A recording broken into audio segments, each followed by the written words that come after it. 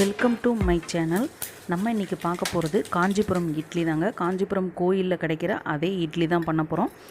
இந்த இட்லிக்கு நான் 1 டம்ளர் இட்லி அரிசி, 1 டம்ளர் பச்சரிசி, 1/4 டம்ளர் உளுந்தம்பருப்பு, கொஞ்சமாக வெந்தயம் சேர்த்துருக்கேன். சேர்த்து 1 மணி நேரம் ஊற வச்சுருக்கேங்க. ஊற வச்சு அதை ஆட்டி கிரைண்டரில் இல்லை மிக்சியில் எதில் வேணால் ஆட்டிக்கோங்க. ஆட்டி நல்லா புளிக்க விடுங்க. புளிச்சதுக்கப்புறம் நம்ம அந்த மாவு ரெடி ஆனதுக்கப்புறம் இட்லிக்கு நம்ம ஊற்றி எடுத்துக்கலாங்க. இதுக்கு தொட்டுக்கிறதுக்கு எள்ளு பொடி ரெசிபி ரொம்ப நல்லாயிருக்கும். இந்த எள்ளு பொடி எப்படி பண்ணுறதுனா, வெறும் எள்ளும் வத்தலும் இருந்தால் போதும், சடனாக உடனே வீட்டில் ரெடி பண்ணிக்கலாம். இப்போ இந்த இட்லி எப்படி பண்ணலாங்கிறத நம்ம பார்க்கலாம். என்னென்ன பொருள் வேணுங்கிறத பார்த்துடலாம். வீடியோக்குள்ளே போகலாம் வாங்க.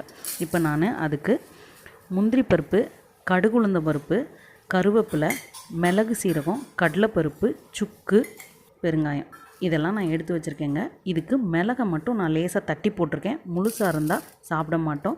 கொஞ்சம் தட்டி போட்டுக்கிட்டோம்னா அப்படி இட்லியோடு சாப்பிட்றலாம். அதுக்காக நான் அதை லேசாக தட்டி வச்சுருக்கேன்.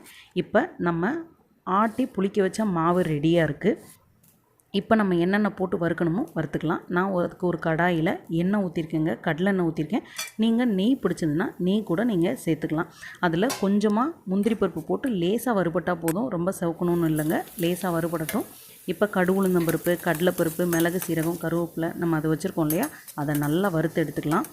இது நல்லா வறுபடணுங்க, இல்லைன்னா கடுக்குன்னு இருக்கும். நல்லா வறுபடணும், ஃப்ளேவர் நல்லாயிருக்கும்.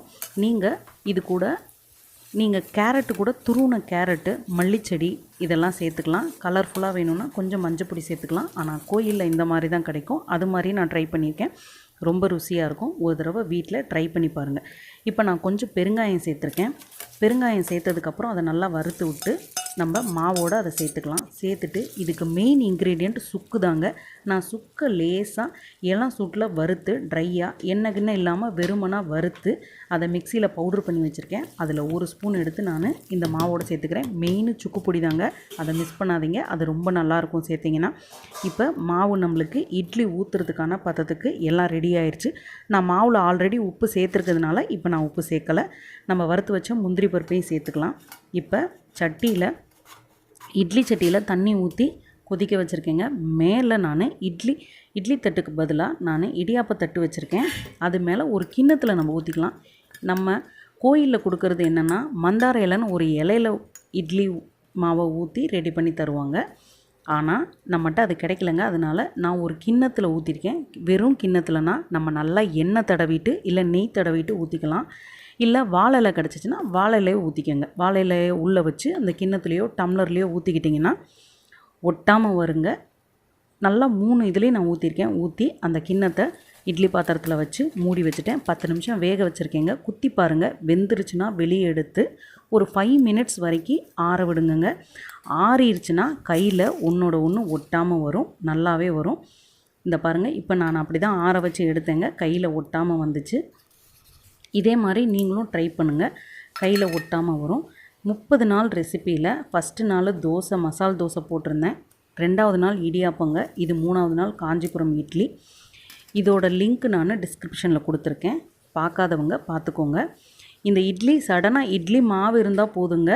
வெரைட்டியாக பண்ணி கொடுக்குறதுக்கு மாவு இருந்தால் போதும். சடனாக 5 நிமிஷத்தில் இதை இப்படியே சாப்பிடலாம்.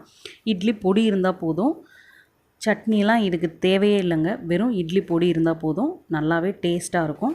ஒரு தடவை வீட்டில் ட்ரை பண்ணி பாருங்கள். இட்லி பொடிக்கு வெறும் எள்ளும் வத்தலும் இருந்தால் போதுங்க. மிளகாய் வத்தல் இருந்தால் போதும். வீட்டிலே சடனாக 5 நிமிஷத்தில் வறுத்து 2யும் திரித்து சால்ட்டு, வெள்ளைப்பூடு மட்டும் சேர்த்துக்கலாம். சேர்த்துக்கிட்டு இட்லிக்கு தொட்டு சாப்பிட்டிங்கன்னா ரொம்பவே ருசியாக இருக்கும். நீங்கள் ஒரு தடவை வீட்டில் ட்ரை பண்ணி பாருங்கள். ட்ரை பண்ணி பார்த்துட்டு எப்படி இருக்குன்னு கமெண்ட்டில் சொல்லுங்க. வீடியோ பிடிச்சிருந்துச்சுன்னா லைக் பண்ணுங்கள், ஷேர் பண்ணுங்கள், சப்ஸ்கிரைப் பண்ணுங்கள். Thank you so much. இன்னொரு வீடியோவில் பார்க்கலாம்.